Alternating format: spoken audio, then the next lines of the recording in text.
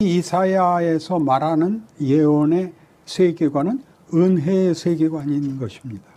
포로된 이산가족에 불과한데 저들의 회복이 우렁차게 외쳐져서 은혜가 저들을 율법으로 받은 정죄를 되돌려 놓겠다 이겁니다.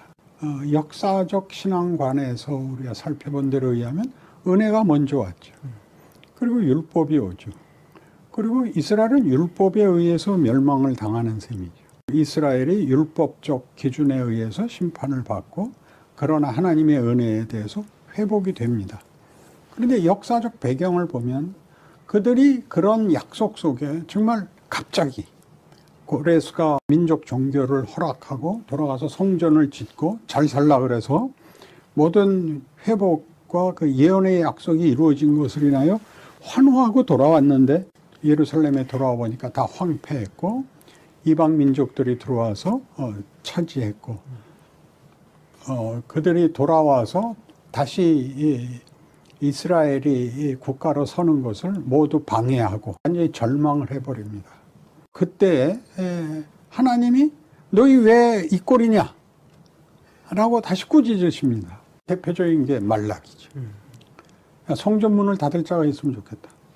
율법에 의한 결론이 율법으로는 정죄될 수밖에 없는 걸 뒤집는 은혜가 오는데 그 은혜를 받은 자들에게 다시 율법을 요구하는 것은 첫 번째 세계관으로 돌아가는 것이 아니라 율법에 의하여 정죄를 받고 은혜로 용서를 받은 자에게 다시 왜 은혜를 받았는데 그 꼴이냐 라는 꾸중은 가능한 것이냐 논리가 맞는 것이냐 이게 제3세계관이에요. 처음엔 율법으로 따졌을 때 그냥 하나의 잘잘못의 기준 도덕성, 윤리성, 어떤 양심 같은 것들로 우리를 판정했던 것에 은혜를 더하여 다시 율법적인 그 잣대를 갖다 대는 것 같은 것은 제1차 세계관, 제2차 세계관을 넘어서 제3차 세계관에 와 있을 때야 요구되는 건데 그것은 뭐냐면 자유예요. 자유란 뭐냐면 너희가 책임을 져라.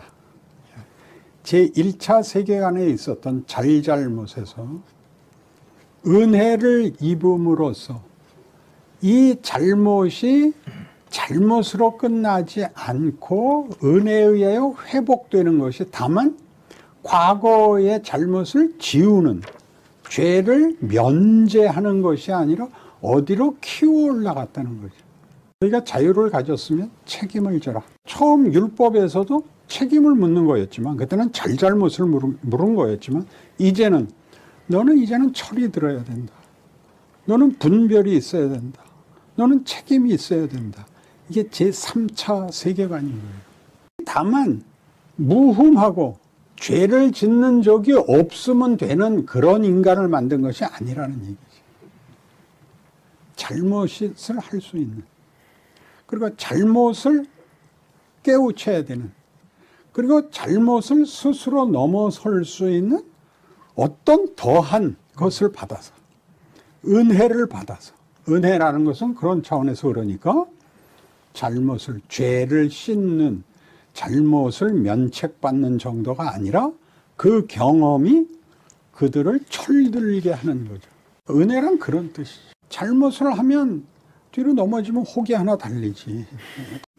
승질에 나서 창문을 깨면 그러면 춥지. 겨울에 창문 깨면 그런 걸 당하는 것이 벌을 받는다는 것보다 더 크다 이거예요. 왜? 은혜가 하는 거예요.